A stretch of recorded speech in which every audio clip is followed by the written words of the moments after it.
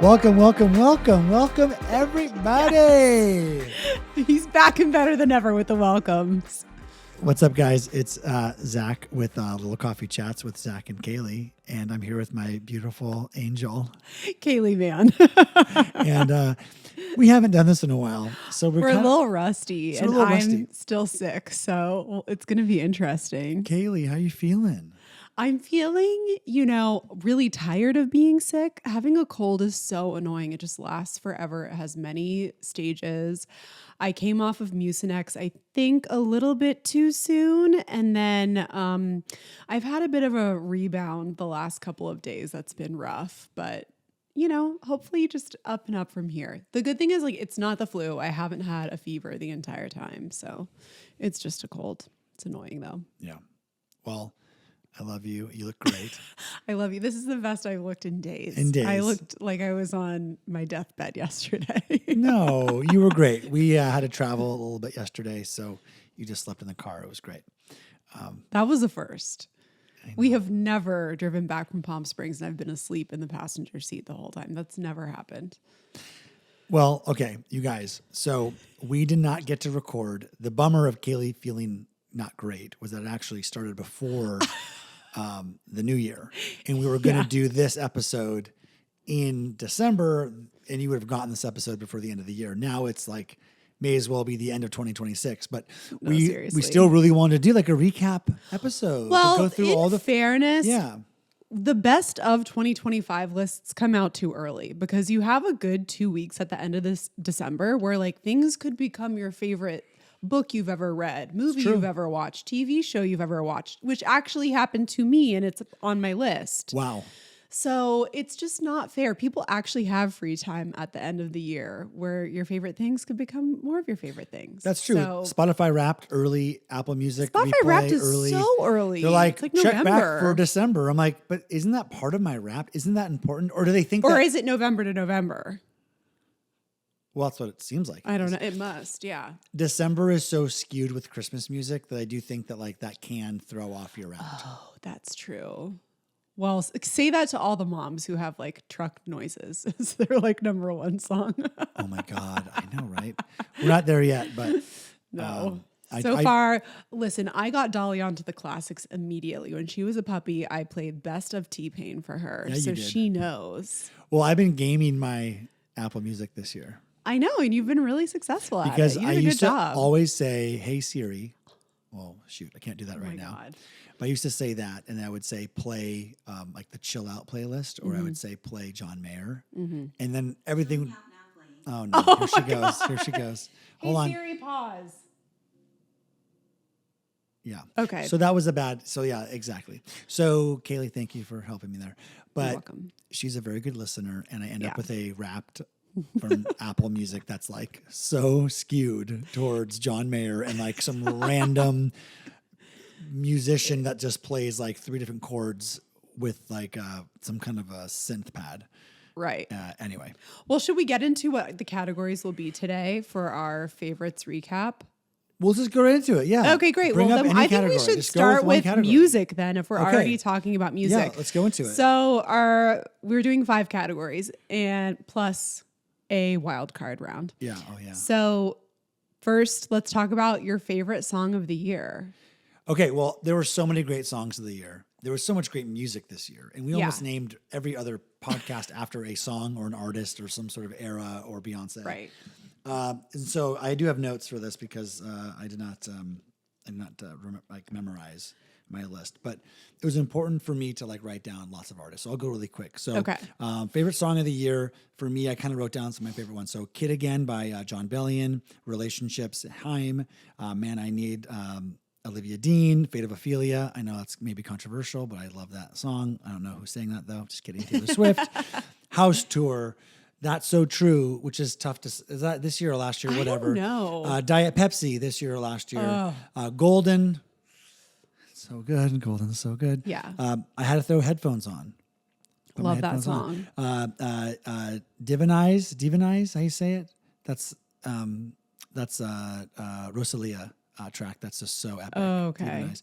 Jealous Type. I just love Jealous Type. Who would have thought I like a Doja Cat this song? list is so long. It's so long. I chose 2 songs to represent. Light, Dark, Light from Fred Again.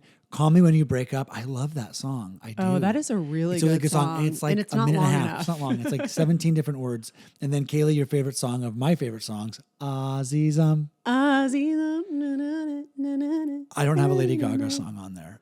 Well, that's okay. I do. I'm sure you do, because I'm pretty sure Abracadabra is somewhere in that list, and I'm assuming there's another song I know. But okay. I went way more refined with my selection. I didn't go refined at all. I went crazy because I wanted to I pretended that you were asking me in real time, and I had to just go with my gut instincts. Yeah. That's what I did. I only have 2 songs. Okay, so I haven't even figured out yet what I think my favorite song of the year is. But okay. I think of those, I think I'm going to give it to you. I think I'm going to have to say relationships. Yeah. Favorite song of the year, relationship, because it also gave me a stronger relationship with Haim as a band. And they're your sisters. And they're my sisters. And Kid Again by John Bellion is a very, very, very close second. I love that album. But I think because I didn't get to see him play live, I didn't get prepared to listen to him in person. So I got a lot of chance to play Relationship and listen to that whole album over and over again. And John didn't want to play a lot, which is totally fair. Yeah. And I love him for it. But that's why I think Relationships really got me. It does make such a big difference when you're preparing to see an artist live. Yeah, and then see them play it live. I feel so intertwined with them at that point. Beyonce and I are like this. We're so close. It's crazy. All right, Kaylee, what is your favorite song of 2025? I chose 2 songs that did come out in 2025. Okay. One is How Bad Do You Want Me by Lady Gaga. So, yes, Abracadabra was kind of just a shock to the system. Yeah. Where we were watching was at the Grammys and they played the commercial. I thought it was just a commercial break, but they played the Abracadabra music video and I couldn't believe what I was seeing. I was like, this is Lady Gaga circa 2010, but better because it's her now. Right. And I just, and the Paris choreography, it was just so amazing. And a great rollout. Great rollout. Really good album rollout strategy. Very classic and it worked really well. Yeah. And Abracadabra, I just knew that we were in for a treat with the whole entire album. So I love the whole album. I listened to it nonstop the month that it came out. And then we saw her at Coachella. We saw her at Coachella and I wish I would have been a little closer, but oh my God, that was just unreal to be able to see her and be pressed up against so many different strangers watching her. But How Bad Do You Want Me was such a surprise on the album. It's so poppy. It's so upbeat. She even said on Las Culturistas that song almost didn't make it on the album. And her fiance was like, no, you have to include it. So funny. And it's so fun. And everyone just really connected with it. And I think it was a jolt of just upbeat. That's so sweet, so cute. So she's rhyming. She rhymes the same word with each other and the bridge. It's so, that girl in your head ain't real. How bad do you want me for real? No, it's so good. I'm so obsessed. I just love that song. I could listen to it a million times. Oh, also I think she liked a post of mine that had that, but she did repost a video of mine on TikTok to Zombie. Which you don't like Zombie, but I love Zombie. Anyway, that was really exciting. My other second favorite song of the year that came out this year is Hello Heaven Hello by Youngblood. Youngblood. This was a complete dark horse for me. I had never listened to Youngblood ever before. And I think you were like, oh, this is on New Music Friday or whatever. Yeah. And I have an affinity for 10-minute songs. You love a 10-minute song. I love a 10-minute song. I love when a song is actually 2 to 3 songs rolled into one. And it takes you on such an incredible journey that it just hits me right in the gut and in the chest. Oh, hello, hello, hello, hello, hello, hello, hello, hello. Oh my God. I listened to the album in full. It came out when we were in France in June, and I listened to it on a train ride. I think we were on the train to San Rafael first. Yeah. And then once we got to Cannes, I went on a walk and I listened to Hello Heaven Hello. And I was just like, this is one of the best songs that's ever been made. Yeah, like if you make this song in your career as a musician, you're set for life. You have something to be proud of forever. It's incredible. So I urge you to listen to it. And I think Youngblood is someone who is not at all properly rated at all. Like, I think he is extremely underrated. Yeah. The band and the lead. Also, what an amazing person he is too. Like, his TikToks are really fun. He seems to really get it. He's super into his fans and helping his fans and being around his fans. Seems like a good dude. Yeah. So I think they have their breakout is going to be massive. I know they're a big deal. They're a big deal. They have a ton of fans, but also the fact that he sang with Steven Tyler, I think, for the Ozzy Osbourne tribute. Yep. During, what show was that? Oh my gosh, I don't even remember. It just happened. But, you know, he's very respected and I think entrusted within the rock community. And now it's about coming out, bursting that bubble and like breaching the like pop culture pantheon. I totally agree. I'm trying to see their tour. Yeah. But yeah, you want to go to their show? Yeah, I'd love to. They're going to be in LA. When? May 22nd at the Greek. Okay, let's go. I love the Greek. That'd be so fun. That'll be really fun. We'll be the oldest. We'll be the oldest and most basic people there. Oh, shit. I wonder if there's anything available. Okay, Anyway. Yeah. Look at that later. Okay, so Youngblood. Aside from that, my song of the year was Spaghetti by Beyonce. So, obviously. I figured that I did a lot of preparing for Cowboy Carter.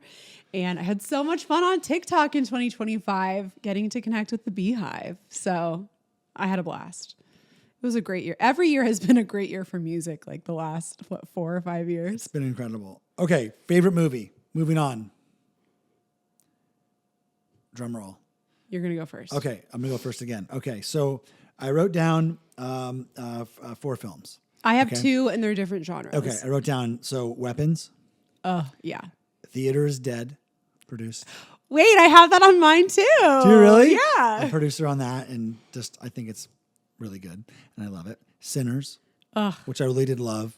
Yes. But I did have expectations that weren't fully met, which is not fair to the film, which means I should watch it again. Yeah. And then One Battle After Another.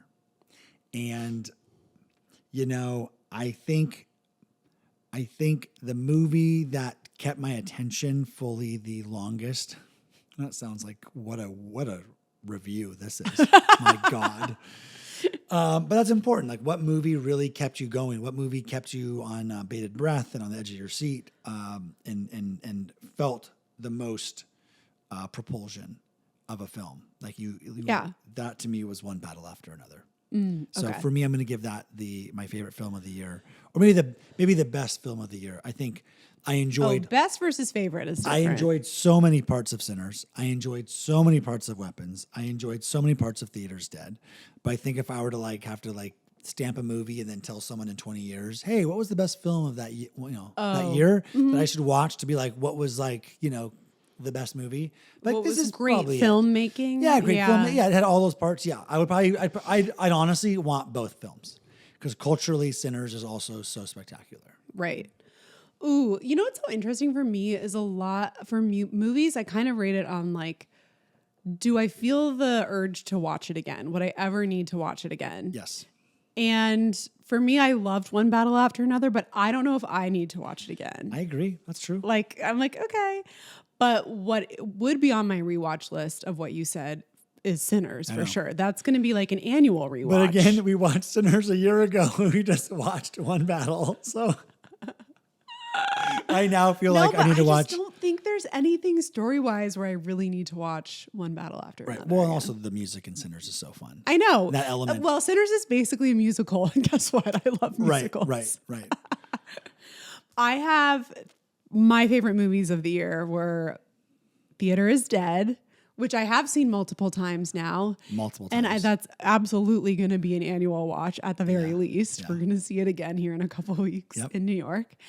And I have My Mom, Jane, which is a documentary that Mariska Hargitay made about her mom, Jane Mansfield, their relationship. of just some really fascinating, the dynamic between her and her mom is fascinating. The dynamic that Jane Mansfield had with the public versus private. And I love old Hollywood stuff. So you get a taste of like the old Hollywood, like so much that they would do just for appearances. And to think that that's not happening now is ridiculous. Like, of course it is. That's Hollywood, baby. But I love getting the reveal of it years later. That's why I don't feel like any documentary that's done on someone who's like currently alive, or like a Taylor Swift making her own documentary. That's not a documentary. That is just like a cool thing they made themselves. But this was incredible. Everyone should watch it. I think it's going to get a nom at least for documentary. I think it should. I think so. It's so good. So those are my favorites. Oh, great. And Sinners is my other favorite of the year. Yeah. Oh, great. Yeah. Well, that's good. That's good. Okay. Pretty straightforward. So favorite TV show is next on my list. Now I want to interject into I have this. a lot. Let's do a couple quick recaps. So we watched the finale of I Love LA.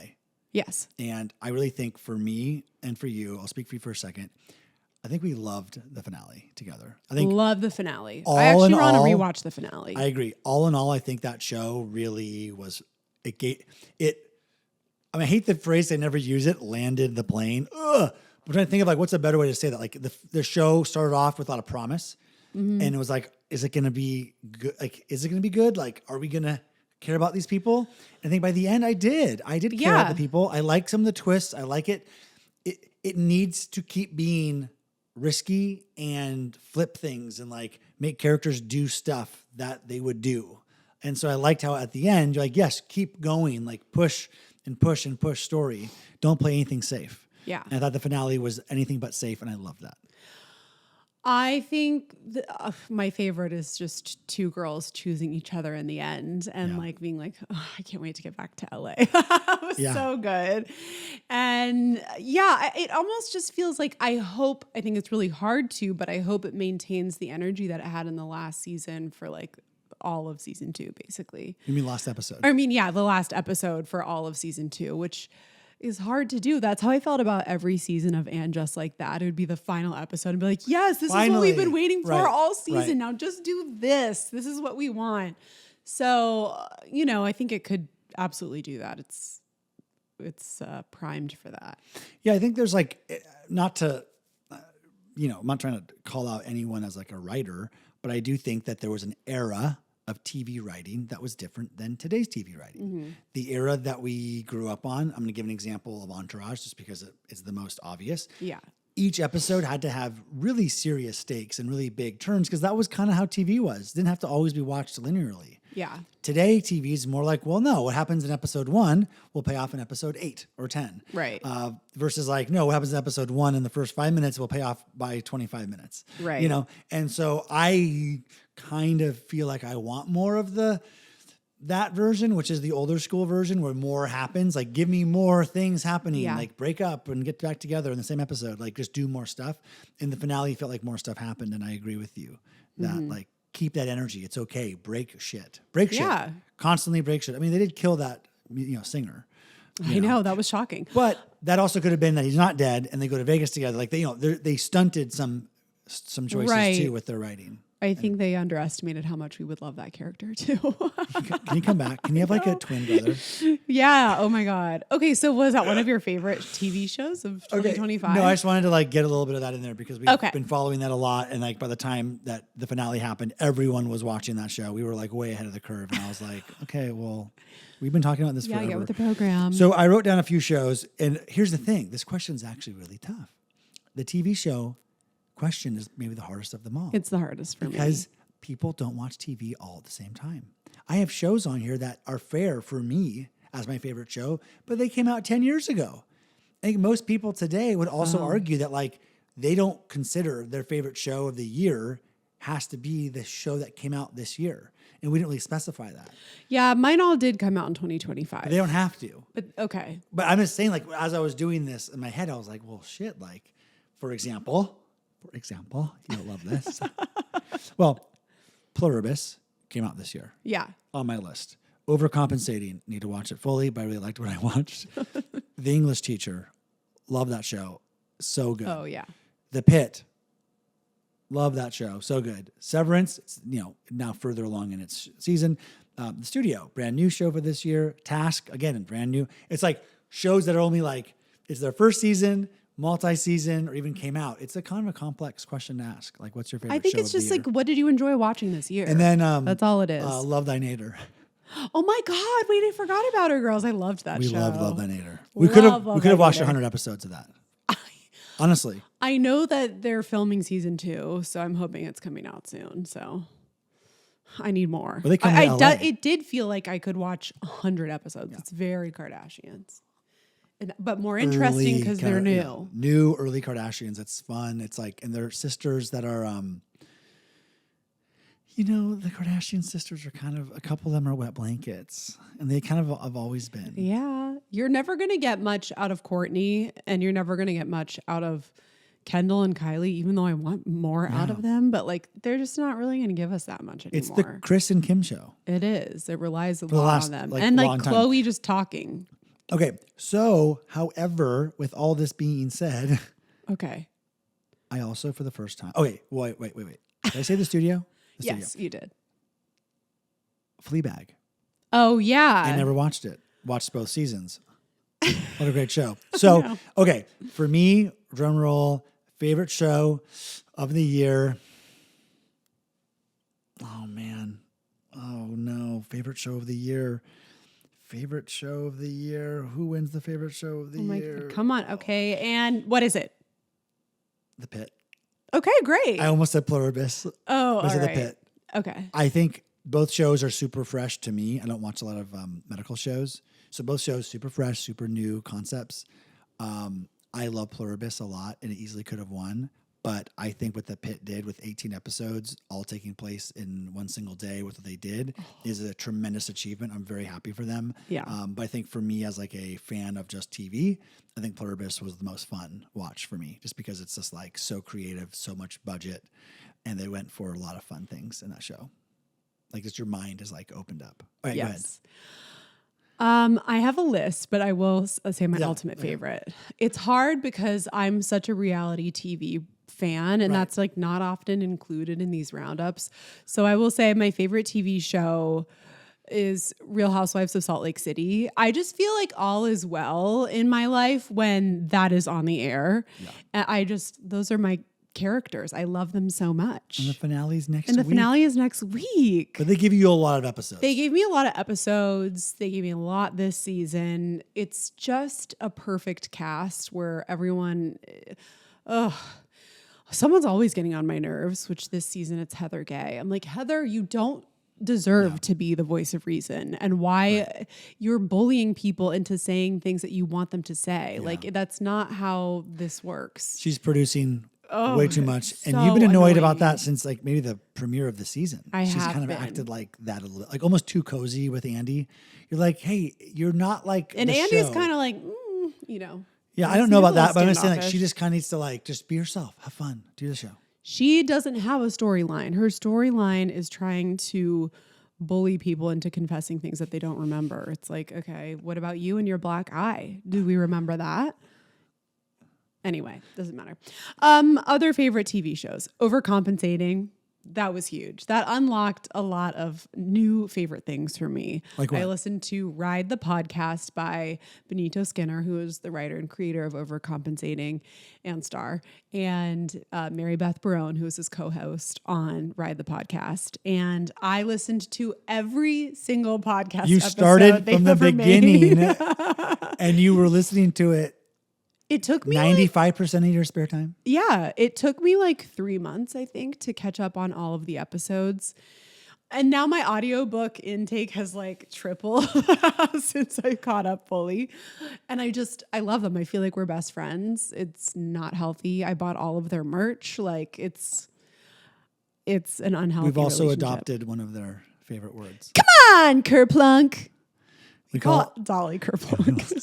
So at the same time. We call each other Kerplunk. We talk about Kerplunks. Everything's the Kerplunk is a verb. It's a gerund. It's a noun. A gerund? Yeah, a gerund is an ing noun that sounds like a verb. Like sitting. or like plunking down, like Yeah. That's a noun? plunking. Well, depends on the use case, but a gerund often sounds like a verb, but it's not. Who here wants to have a grammar lesson from Kaylee? Probably everybody is like, actually, can Kaylee do an audiobook on just grammar lessons? My number one grammar pet peeve of the year is the use of untimely death in every journalism piece ever. There's no such thing as a timely death. That's the thing. Like every death is untimely. So you would never like say it's timely. What about on your gravestone? Can I put an untimely death? That's the only time. I'm going to troll you. I'll be dead way before you, but I'll make sure. No. I'll make sure that says, here lies Kaylee Mann, an untimely death to a very on time. I had a journalism professor in college who just really pounded that into our heads. And I see it all the time in professional journalism. Anyway, back to favorite TV shows. The Girlfriend, which is a limited series. Loved that. I like devoured that. Apple Cider Vinegar, which was also a limited series. I loved that. I almost forgot about it, but I looked at this list of like the shows that have come out this year. And I was like, about that too. I was consumed by that because I love early blog culture and internet culture from like the early 2010s. Fascinating to me. And frauds and schemes. And I love frauds and schemes and scammers and sociopaths. It's like my special interest, that and Mormons.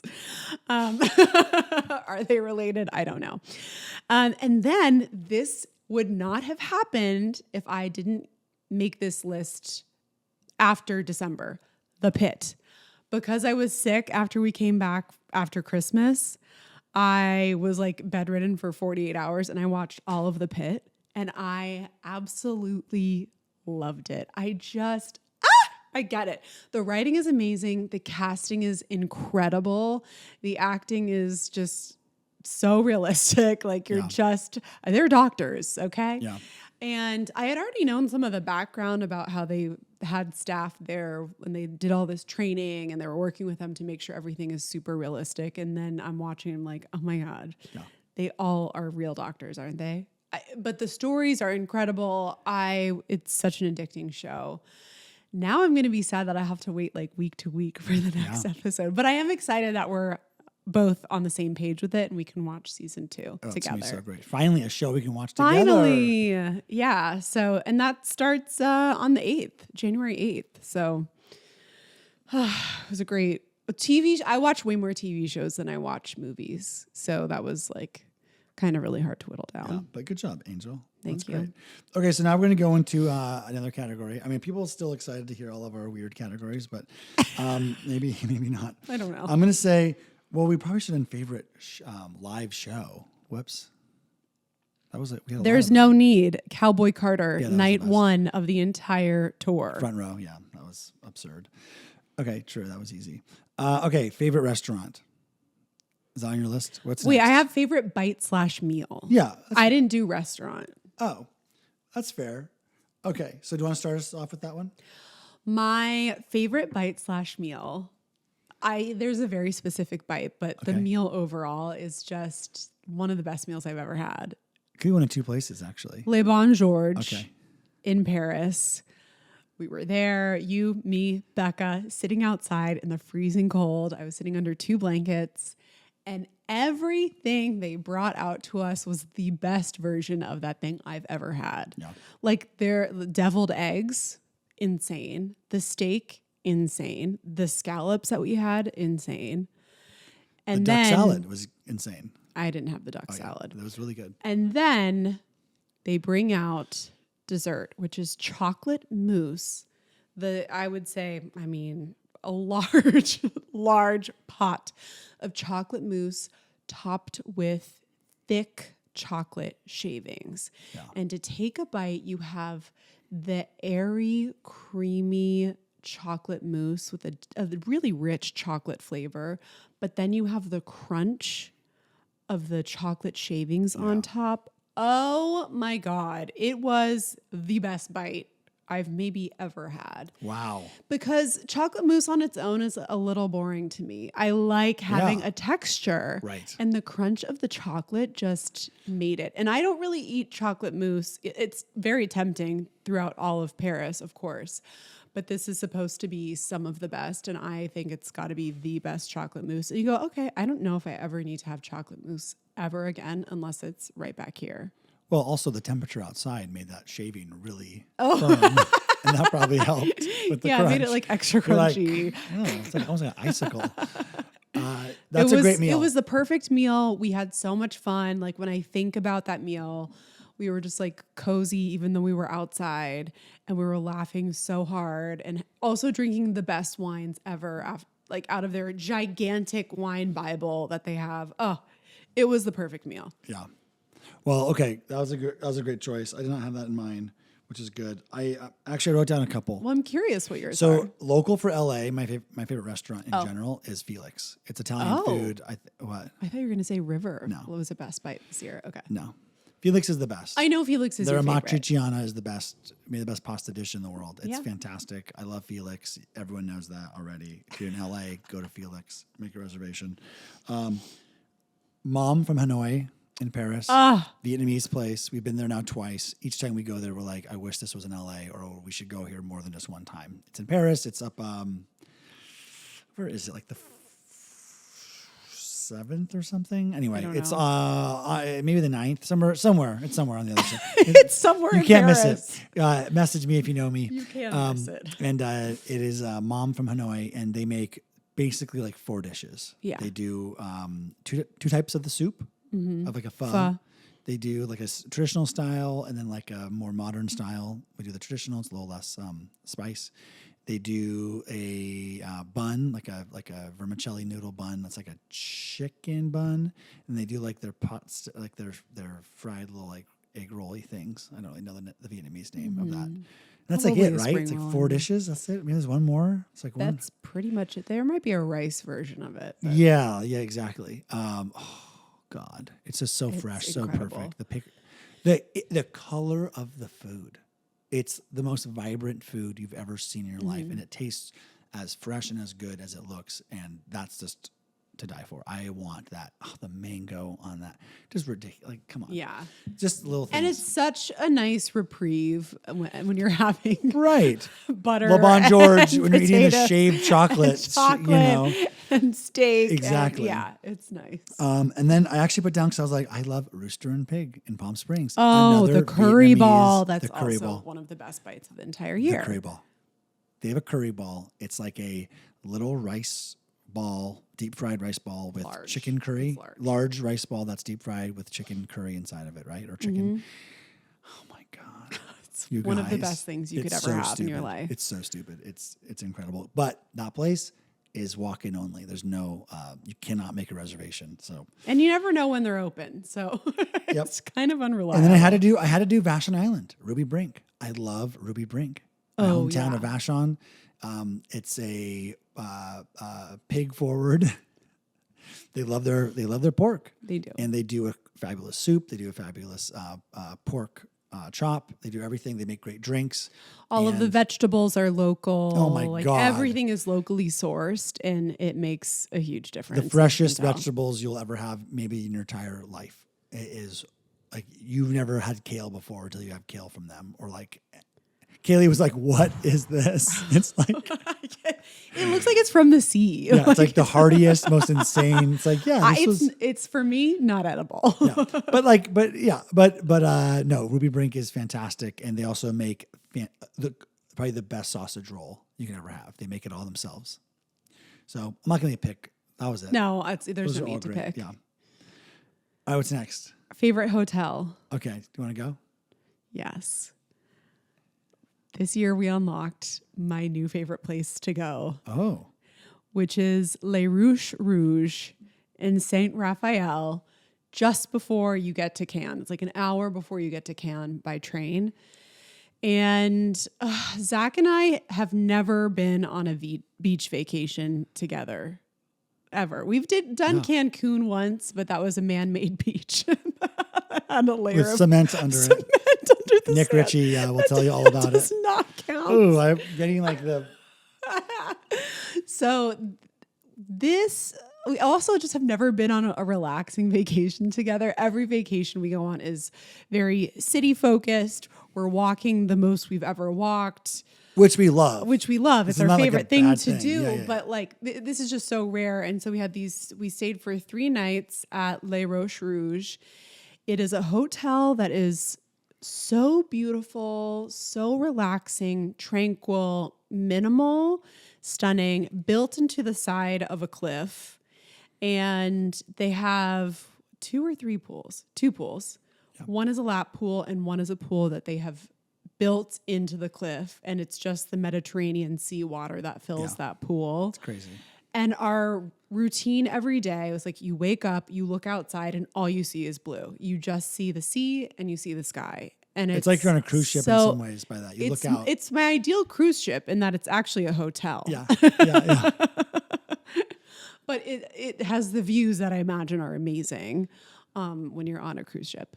So you wake up, you look outside, you go downstairs and you have breakfast. And it is a bit White Lotus because everyone who's staying there, it's like there's nowhere else to go. We did some walking and it's not close to much. No, you have to eat breakfast, lunch, and dinner at the hotel. Right. So you kind of like start taking note of who else is there and you have fresh fruit and fresh croissants and yogurt. One of the yogurts I had dropped and smashed on Kaylee dropped a yogurt. And they're in these really beautiful glass things, so they shatter like into tiny pieces, big pieces, and it's overhanging the pool too. It's not like so it is and so I was able to, in one fell swoop with a napkin, basically save the day because you were like frozen. You couldn't move. Well, I just figured that if I tried to clean it up, you would be like, no, don't. Oh, okay. Well, yeah, I did. And I crushed it. So good job to you. Listen, accidents happen. I remember when I ordered the food. What? When I ordered the kids' chicken. Oh my God. That was a memorable meal too. You guys, when we travel, sometimes you got to push a little bit just to be like, hey, like, is there something okay, here's the story. Okay. We're eating dinner, and of course, the dinner menu for adults is like very French. And he sees a kid another table over eating what he would like to have, which is like roast chicken, roast potatoes. Yeah. Maybe there was a roast vegetable. Yeah, it looks awesome. Very beautiful, very simple. What Zach literally always wants to eat in France, and somehow it's like never on a menu. Yeah, I'm 1 month into taking antibiotics again, so I was just kind of like... Simpler is better. Yeah. So he asks our server, who was so sweet, we love her, if we could order this meal off the kids' menu for Zach for his main. And she was like, I don't know. And so then the manager guy comes over. He's super stressed out. He goes, no. That is not for adults.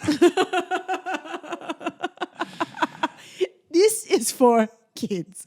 And then I think our server, maybe we didn't have our normal server at first. It was just him at first. Yeah. And then our normal server came over and she's like, don't worry about it. We'll do it. So then we end up with the contraband dinner. A contraband. And it was so good. I'm like, I kept saying, this should be on your menu for adults. Like, what are we doing here? Why are you not serving chicken? Anyway, you ended up befriending that manager guy, though. You talked to him for a while. Everything was fine. Portugal, I think. Yeah. Yeah. Or Brazil. Anyway, this hotel, back to my story about the hotel. So you have breakfast. Then, like, maybe you go to the gym. Then you go, okay, which pool am I going to go to now? So we would just switch between the pools, read all day, eat lunch up in like this beautiful cliff that's like above one of the pools. They have like an outdoor terrace cafe. Yeah. Then jump into the Mediterranean Sea, get your ass beat by the current. Oh my God, it was so hard to just stay out there. You come out and you feel like you have just run like 3 miles. It's so crazy. And then just lounge some more. And and then go to dinner and that's it. It was perfect. Yeah. And it's so stunning. I don't really have the language to justify like its beauty, but it's incredible. It was my favorite new place that we've stayed. It's very mid-century modern, but like French Riviera. So it's like minimal, but like perfect. Everything's pared back because you don't need much Right. when the view is your view. Yep. And you have like, the like light blues, and it's just stunning. Blue and yellow. Blue And I love yeah. that color combo. And white. So I agree that for sure is up there. I did not have that actually as mine. It's I on almost had what I think you're going to say, and then I remembered. Like, oh my God. And then it just popped yourself. into my head for myself. not for me. Yeah. When I was preparing. So yeah, it's on my list. I think I'm going to choose 3 hotels. So I'll be fast. The Langham Hotel in London never ceases to amaze us. Their club level is fantastic. The service is amazing. The club level has breakfast, lunch, and dinner there. You can hang out as long as you want. The service is impeccable. They have a phenomenal gym. They have a pool inside there. The location is spectacular. That is a game-changing hotel. It is one of the best there is. I think we'll go there forever. We'll go there forever, 100%. It is not going to be the newest hotel. It won't be the shiniest thing, but it's definitely for us. It's classic luxury. Yeah.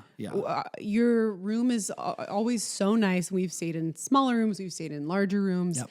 And it's all just like quality. And every room is nice and quiet. You don't hear anything else. I think it's the club level or a club room is worth it for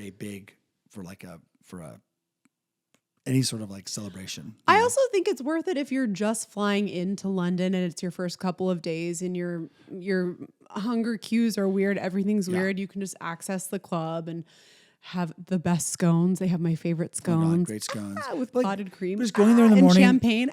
Yeah. It's the best. Yeah. It's the best. So that's one. And then the Seabird Oceanside.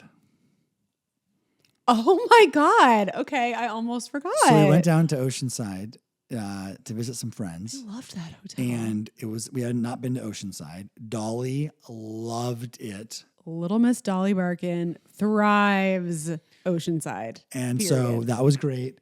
But no dogs are allowed down on the pier, which is a bummer. But she loved Oceanside, loved the hotel. It's right down the middle of all the action of Oceanside. We loved our room. They had a great gym. She loved barking at every golf cart that you could see and could not see. The restaurants were good. Everything was just good. It was like good, but like impressively better than we could imagine. Like I was very impressed. And the rooftop was cool. We didn't go to the pool, but the rooftop was gorgeous. So that was We got a drink from the rooftop pool like our last night, and it was slammed. Everyone was hanging out. I did take a glance at the pool one time, but that's it. And then I think just because it's the most recent and also maybe the most just absolutely best hotel room of our life was the Hotel Dame d'Arts Eiffel Tower room. Yeah, that was every night we went to bed, we looked forward, and there was the Eiffel Tower shimmering, like insane. We also love the location of the Hotel Dame d'Arts, and to me that was probably one of the most spectacular rooms just for the experience. And and we have a little terrace. We never shut the blinds. We kept them open, and we just had the Paris lights just sparkling outside. It's like the dream. And then the apartment. one morning it snowed, and I got to see. Yeah. Oh yeah, that was so cool. Even though we couldn't figure out the heat, but we survived. It was fun. We were frozen, but it's okay. Okay, I think we're getting to the end. Okay, your wild card. So the wild card for me is sports. Oh yeah, I wanted to know what your favorite sport moment was. So the sport. Year. So basically, this would be my sip on this. Okay, perfect. My sip on this for 2025. Sip on this. I think there are 3 of them, but actually there's not going to be 4. Okay. Jorge Polanco, game-winning hit to beat the Detroit Tigers to take us into the American League Championship Series. That was incredible. A walk-off in like the 17th or 18th inning, whatever. That was incredible. 2-point conversion. Seahawks beating the Rams just recently, 2 weeks ago. That was 3 weeks ago. That was incredible. That gave us the number 1 seed. However, we just beat the 49ers, which gave us the actual number 1 seed for the entire playoffs. So that was amazing. But that 2-point conversion as a 1 play, I'm wearing my Seahawks shirt. That was incredible. What a great fourth quarter. Sam Darnold, good for you.